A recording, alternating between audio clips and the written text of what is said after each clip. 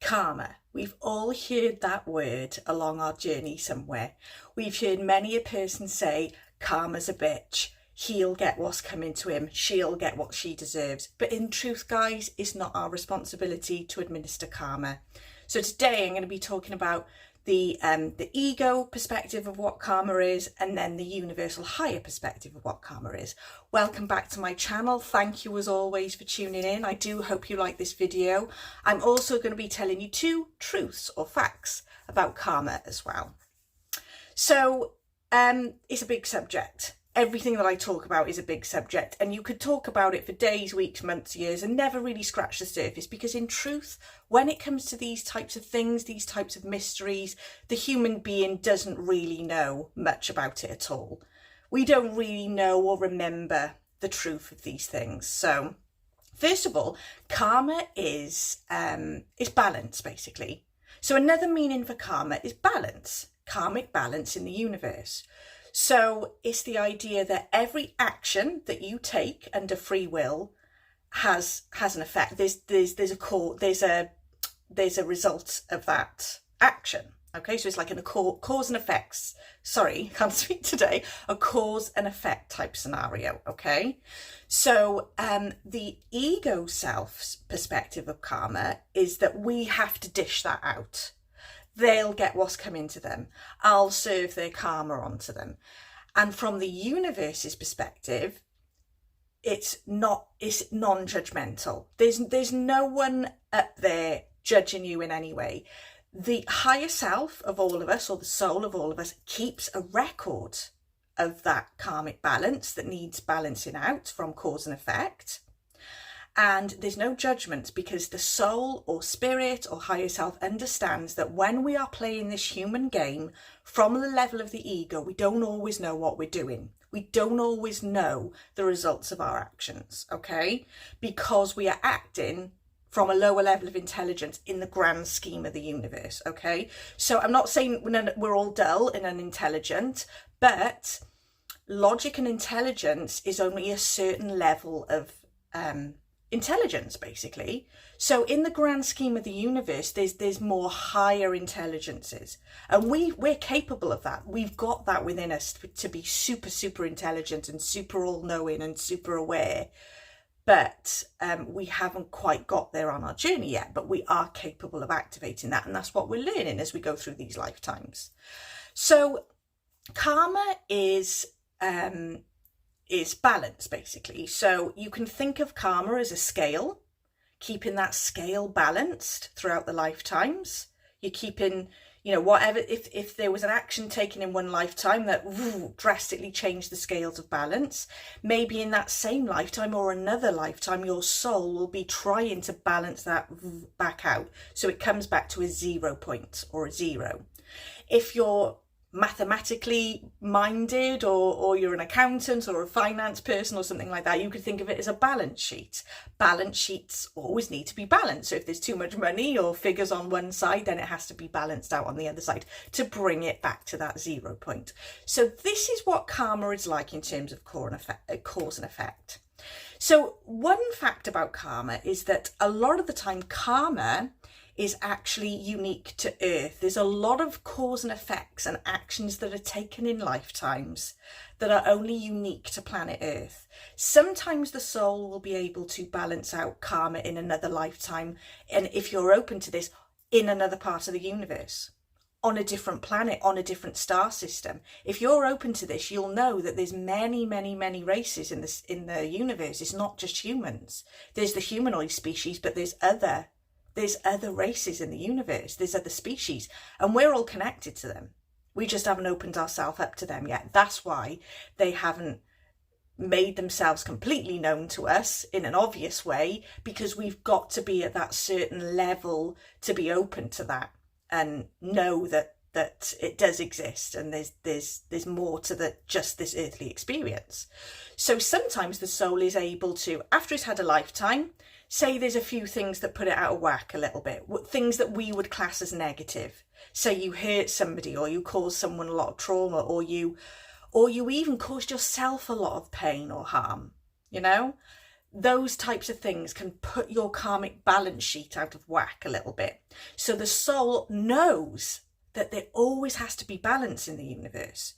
So the soul at some point will say, well, we'll have to do this again and see if we can balance that out with acts that are more what we would class as positive or better for the greater good rather than not for the greater good. So, but there are many things that are racked up as karma that are only unique to Earth. So there's certain things that have to be repaid, but not in a judgmental way, just because we know that the universe always seeks balance. So that's just done naturally. There's not a human being judging it or marking it all down. You know, this is just a higher perspective of naturally what happens. The human soul will always know that it has to bring certain actions back into balance. So there's many a thing though, for many a period of time on this planet where you can only repay that karma, rebalance that karma in an earthly experience. Some things you can do it in a different experience, but there's a lot of things that can only be paid back through an earthly experience, okay? Because our human experience is quite unique in this universe. The planet that we're on is very unique. Its place in the solar system is very unique. Its place in the galaxy and the universe is very unique. So there's only certain things that we can repay back if we come into another lifetime on Earth. Sometimes we can pay karma back because that's deeply what we want. We always want to pay that karma back, even if we're not aware of it. The higher self, the higher part of us knows that that has to come back into balance somewhere along the line. So sometimes that can be done in the same lifetime, which is great, but if it's not, doesn't matter, we'll try again. So again, if you're open to the fact that you have many lifetimes, the soul has to have many experiences, first of all, so that it can balance anything out that needs balancing, first of all. We're always learning in these lifetimes. So the second fact or truth about karma, or portion of truth about karma, because ultimately none of us really know the truth about these mystery subjects, but there's these things that I'll say here that will resonate with you. There's certain things that I'll say that won't resonate with you. So take what you need to and leave the rest. So the second truth about karma is that it's not an eye for an eye. So say, for example, like the universe will always want you to repay karma back in the best way possible. That's going to be for the greater good of not just you, but the whole, but for everybody else, all of humanity, all beings that live on the earth, and the rest of the universe, to be honest with you, because we're all connected.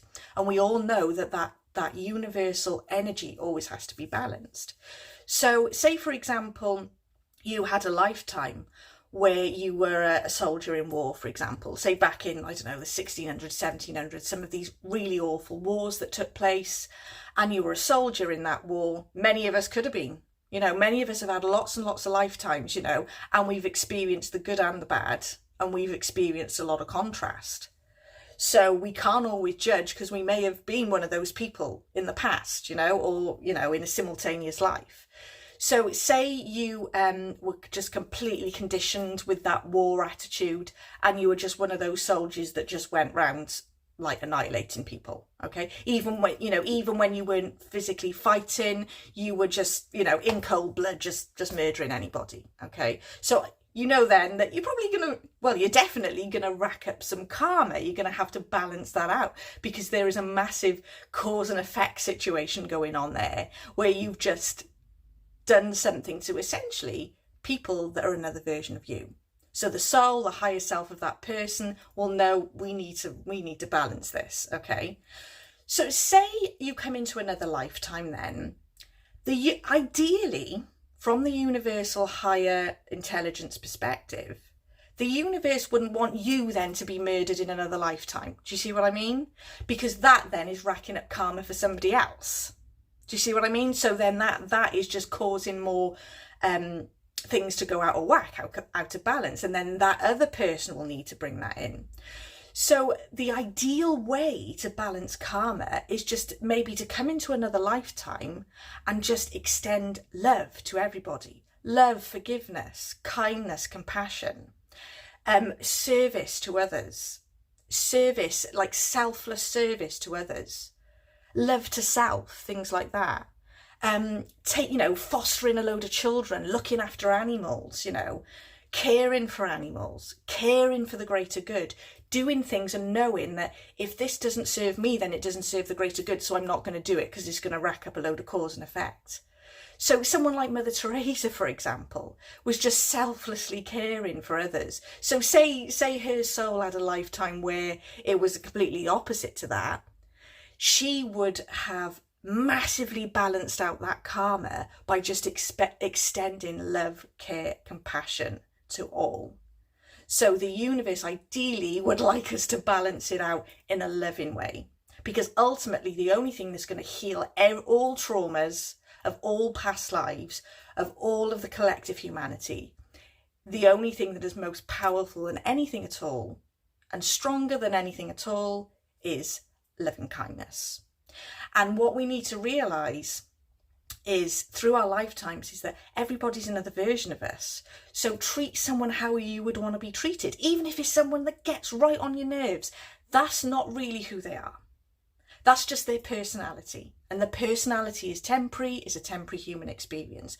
The truth of who they are is an eternal soul, just like you, that's trying to seek balance as well. Okay, so that's just a little idea of what karma is. In your soul star chakra, which radiates, one of the transpersonal chakras, which sits, just at the top of your head. You can't see it, but it's part of the subtle body, the energy field.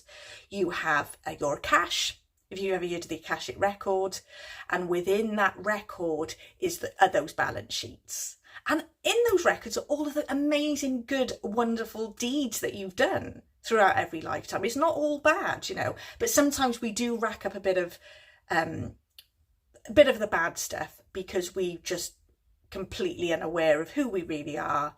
We're massively conditioned.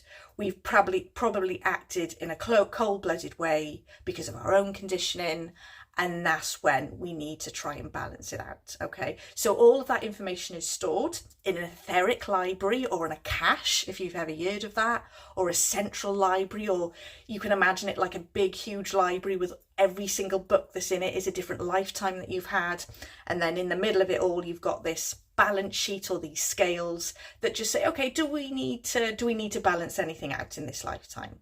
And how is the best, most favourable, loving way that we can do it? So it's not up to us as humans from the human ego perspective to administer karma to people from this level of consciousness. It's always dealt with.